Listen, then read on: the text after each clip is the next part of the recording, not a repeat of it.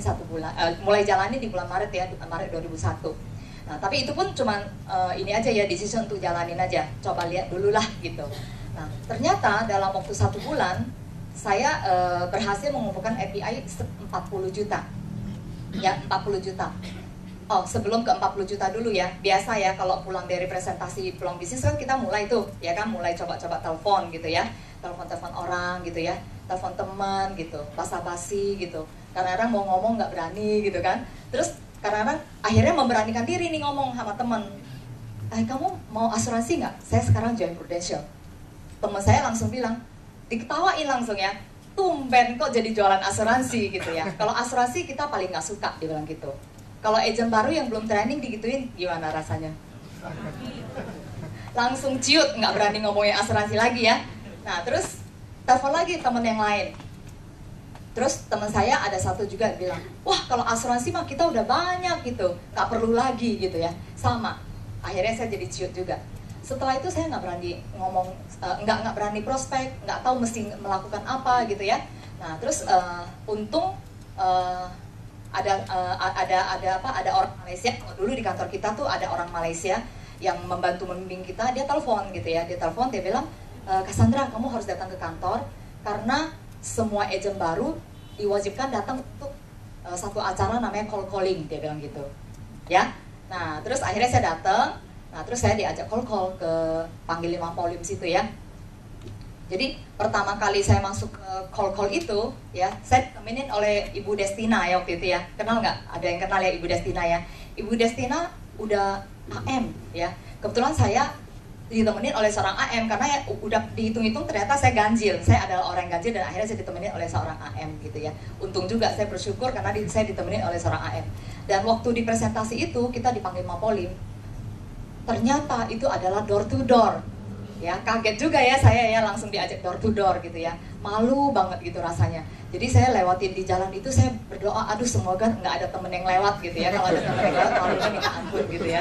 Lihat saya pakai bajunya rapi, terus tapi masuk door to door gitu ya. Nah terus waktu di presentasi itu, saya begitu masuk, orangnya langsung bilang, oh asuransi, udah pernah, dia bilang gitu ya. Nah tapi Ibu Destina bilang, tapi sama saya belum kan Pak, dia bilang gitu. Oh ternyata gitu jawabnya gitu ya. Akhirnya saya mulai belajar. Nah terus setelah hari itu saya calling, saya dapat nggak banyak ya. Saya dapat malah ketemu orang yang udah umur 70. Ya, toko kedua itu 70, usianya udah 70, ya udah nggak bisa, udah bukan prospek kita lagi dong ya. Tapi ternyata leader saya, si Ibu Destina bilang tetap kamu presentasi. Dan saya tetap presentasi ke dia, dan ternyata dia akhirnya bilang, saya punya anak, dia bilang. Saya punya anak, mungkin kamu bisa tawarin dia. Nah, terus setelah calling itu, saya mulai kembali ke kantor, saya bikin ilustrasi, terus saya follow up. Nah, aktivitas saya semenjak itu mulai bergulir, ya. Jadi calling itu adalah aktivitas saya yang membuat saya akhirnya menjalankan bisnis ini. Jadi teman-teman mungkin juga bisa lakukan seperti itu ya. Jadi buat agent yang mungkin dia nggak bisa jalan sendiri, teman-teman harus tenteng dia bareng untuk supaya bisa buat dia jalan gitu ya. Jadi calling itu akhirnya membuat saya jalan dan akhirnya waktu calling kedua ke arteri Pondok Indah ya, ke arteri Pondok Indah. Waktu itu di arteri Pondok Indah itu saya pasangan dengan Pak Damai, tahu ya Pak Damai ya. Jadi itu juga ada cerita menarik. Jadi waktu pertama kali presentasi, si Pak Damai itu kan bahasa Indonesianya belum lancar ya, dia belum lancar. Jadi akhirnya saya yang bantuin dia, ternyata orangnya mau. Kita masuk ke dalam sebuah showroom ya, showroom mobil, dan dia ternyata orang itu karyawannya di sana tuh ternyata mau, cewek gitu ya. Tapi Pak Damai nggak bisa jelasin, jadi saya bantuin dia. Dan akhirnya orangnya mau, dan kita balik lagi bikin ilustrasi dan akhirnya closing gitu ya. Nah, tapi closingannya itu Pak Damai itu karena dia merasa dia nggak berada di Jakarta, dia kasih ke saya gitu ya. Karena dia bilang, kamu udah ngajarin saya udah cukup gitu ya. Jadi case-nya buat saya. Nah, dari case itu saya dapetin bosnya si showroom mobil itu, dan di showroom, dan sekarang bosnya itu udah menjadi salah satu SUM saya ya, gitu ya. Jadi bos mobil itu showroom. Nah, terus setelah udah bergulir, saya akhirnya menjalankan bisnis ini. Biasanya saya kadang temen, kadang ada yang cold calling juga, jadi kombinasi gitu ya. Dan akhirnya pada tahun 2001 itu saya berhasil mendapatkan top agent in life. Jadi saking banyaknya klien gitu ya, jadi top agent in life. Nah, saya mau cerita tentang waktu saya resign itu ya. Jadi setelah 1 bulan saya jalanin, saya kan lihat kan API 40 juta. Sedangkan dibilang 150 juta aja udah bisa mengikuti jenjang karir menuju ke income 100 juta kan. Nah, makanya saya akhirnya mulai mikir, apalagi saya merasa kalau saya kerja, saya terasa tuh kayak kaki saya tuh kerantai karena jam 8 pagi sampai minimal jam 7 malam saya nggak bisa melakukan apa-apa ya, karena di kantor itu saya nggak bisa kemana-mana kan.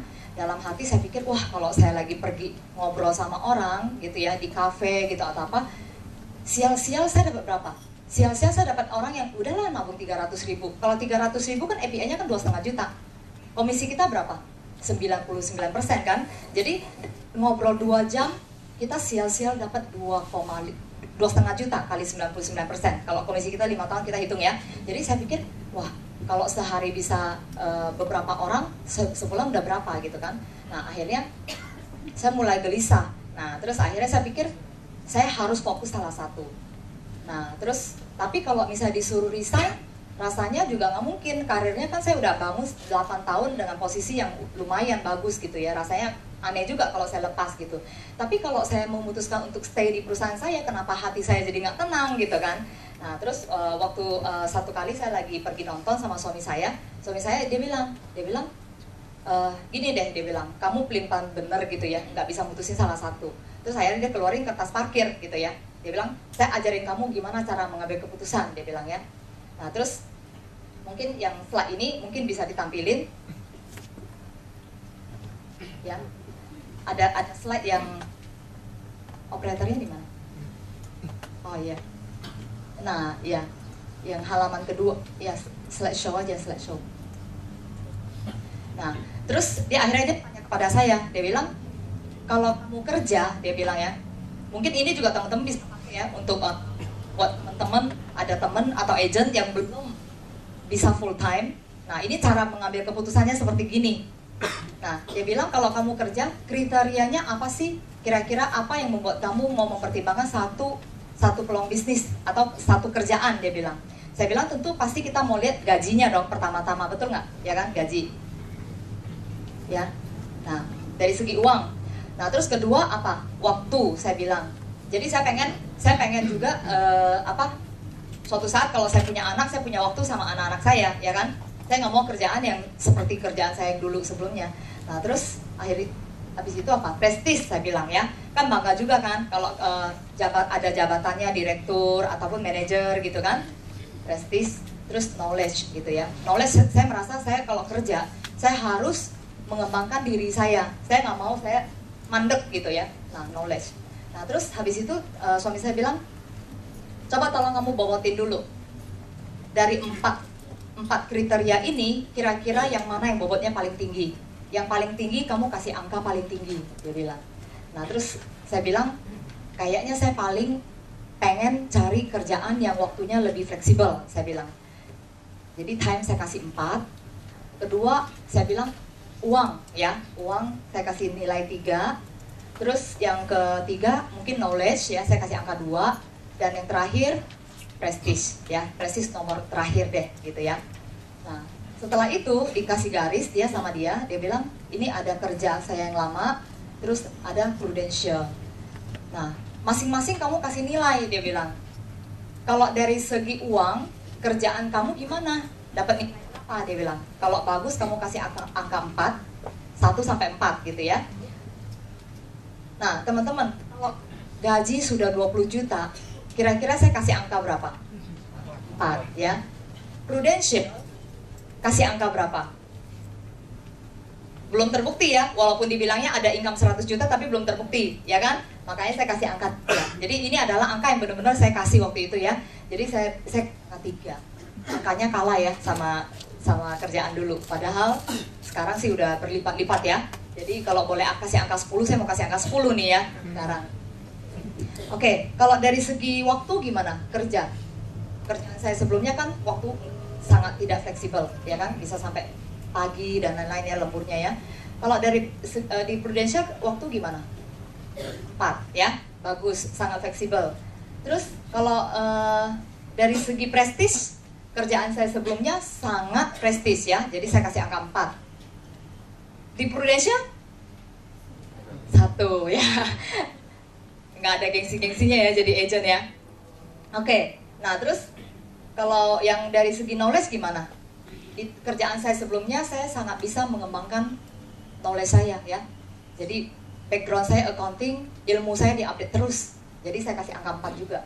Kalau di Prudential mungkin sih saya nggak dapat update mengenai bidang saya accounting. Tapi saya punya banyak waktu untuk mengembangkan hal-hal yang lain. Jadi saya kasih angka 3 ya. Teman-teman lihat, kalau sekilas ya kita lihat yang dapat nilai 4 yang mana? Kerja. Ya. Jadi keputusannya apakah harus tetap kerja? Ternyata kalau kita mengambil keputusan, kita harus kalikan dengan bobotnya, kata suami saya ya. Dan akhirnya dia kalikan ya. Next ya, coba next. Nah, 4 dikali dengan bobotnya 3, dapat angka 12 ya. Terus 4 dikali dengan 1 dapat sama ya, dan seterusnya itu dikaliin 4 dikali 1 sama dengan 4 kali 2 dapat 8. Ini di total. Nah, sementara yang di Pru juga sama ya, dikali dengan bobotnya. Dikali ya. Terus ya. Nah, teman-teman lihat totalnya. Totalnya 32 Prudential. Ya. Jadi saya kaget juga ya, kaget juga. Padahal kalau sekilas lihat harusnya kerja yang menjadi keputusan saya kan. Tapi ternyata kenapa saya begitu setiap kali mau mutusin tetap kerja, hati saya nggak tenang. Ya, setiap kali saya mutusin Pru, saya ada sedikit ketakutan ya. Jadi ternyata setelah saya hitung-hitungan ini, saya menjadi yakin, saya komit. Ternyata angka ini yang lebih besar, Prudential lebih besar. Jadi akhirnya saya memutuskan untuk full time di Prudential. Saya memilih Prudential ya. Jadi bulan April saya sudah memutuskan untuk resign dan saya meninggalkan gaji yang 20 juta ya. Saya bersyukur saya bisa saya resign. Kenapa? Kalau saya nggak resign, mungkin saya nggak ada hari ini ya. Di sini teman-teman ada nggak yang masih belum full time? Ada? Ayo dong angkat tangan, nggak apa-apa, nggak dimarahin kok ya. Teman-teman, kita harus membuat satu keputusan untuk full time. Karena apa? Saya menjadi harus sukses dan tidak ada pilihan lain kalau saya full time ya. Jadi saya di bulan April dan seterusnya, saya bukannya nothing tulus lagi. Waktu awal saya join saya bilang nothing tulus ya. Tapi mulai April dan seterusnya saya ada something tulus ya, yaitu income saya yang 20 juta saya korbankan. Jadi saya ada pilihan nggak untuk tidak sukses? Nggak ada. Jadi saya harus mati-matian, saya harus sukses di Prudential ya. Dan ternyata untung saya resign di bulan April dan bulan Mei dan seterusnya. Orang-orang yang paling dekat dengan kita yang ngambil polisnya gampang gitu ya, udah mulai menipis ya. Dan udah mulai menipis, dan apa yang saya rasakan? Wah, ternyata susah juga ya. Tapi karena saya udah resign, jadi saya nggak balik ke kerjaan saya yang lama. Teman-teman yang masih part time, mungkin kalian belum bisa maju, belum bisa sukses karena kalian tuh punya satu pegangan cadangan yang lain. Jadi kalau misalnya pas lagi ada penolakan, ada kita lagi down gitu ya, kita mungkin akan merasa ya udahlah, ini kayaknya bukan bisnis saya. Saya toh masih punya pilihan yang lain, saya punya backup gitu. Nah, saya bersyukur saya cepat resignnya. Jadi saya merasa keputusan ini sangat mendukung kesuksesan saya hari ini ya. Jadi oke. Nah, terus setelah